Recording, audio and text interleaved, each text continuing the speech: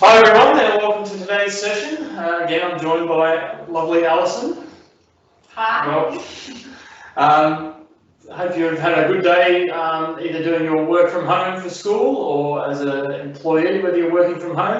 Okay, today last week we looked at a video about streamline and how we should be using our correct technique in our streamline. Today we're going to build on that and we're going to look at some underwater kicking. So we've got a video to cover some of the finer points in our underwater kicking. The video looks at kicking on your back but using the same techniques and principles for kicking on your stomach. In this day and age, every swimmer needs to be doing great kickouts. In a long course race, kickouts can be 25% or more of your race. In short course races, you're definitely going to be swimming half of your race underwater if your kickouts are good. So it's really, really key, really important to be good at this and work on it every day in practice. When I work on my kickouts, I'm training two different things. I'm training breath control and I'm training good technique. The technique is all about learning how to flow and learning how to find a rhythm underwater. For me, the rhythm is best at a medium tempo. I've tried fast and small kicks. I've tried big and huge kicks. But I've definitely found that a medium-sized kick, a medium frequency, a medium amplitude, that's what works best for me. And that's where I find the most power. Once again, it's all about experimenting with different rhythms and different feels and finding what's comfortable to you.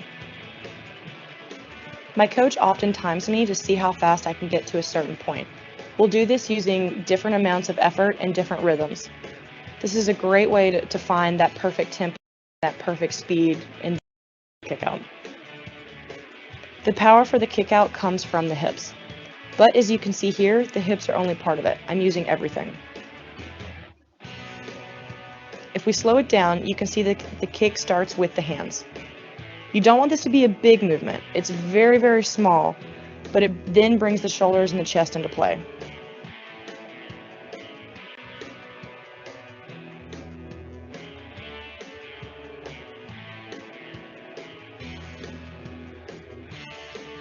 The motion gets bigger and bigger as it spreads down your body through your hips. When the motion gets to your hips, that's where the actual power is coming from. In this clip, just watch my feet and legs. Notice that I'm kicking both ways. I'm kicking up and I'm kicking down.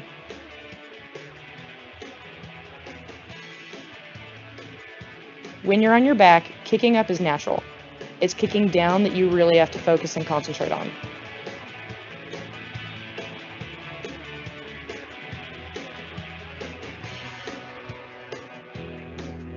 I don't want to say that I focus on kicking down, but I focus on keeping my kick even. Since the up part happens naturally, I have to make sure to balance it out that I'm kicking downward to make the kick equal. Okay, so a couple of things in that video that we can work on once we get back in the water. A few of you have already done timed underwater kicks with you, and we've been working on counting the number of kicks it takes you guys to get to the 15-metre mark in some cases. So, and we've done some experimentation as well in some cases with how big or small or how fast or slow your kicks are. So a few things for you to think about when we finally get back in the water. But main thing is to experiment and to practice, to try out the different techniques and to see which one works best for you. So today we're doing the Pilates session again, so we'll give you a couple of minutes to get your gear together and we'll start the Pilates session. Alrighty guys, we're practicing that 3 times a week starting now, so get back on your mats or do it another time. April Fools! Okay guys, a reminder about the prone bridge. Get someone to take a photo of you doing your prone bridge and send it through to the squad email address. Also, season highlights. Reminder about your season highlights, so email them through as well, same email address, something swimming related, something team related, or something really funny that happened throughout the season, so send them through guys. Next thing, so just as I said yesterday, if you weren't here yesterday, we're doing these sessions 4 afternoons a week. You're welcome to come along to all of them, or watch all of them and participate in all of them, regardless of whether you were swimming 4 afternoons a week. We encourage you to do as much as you can. If you haven't registered on the website to attend these sessions, make sure you do, because we might be changing the way we're broadcasting them. So we want to be able to make sure we can contact the people directly who are attending and not just send out a blanket email to all of the members.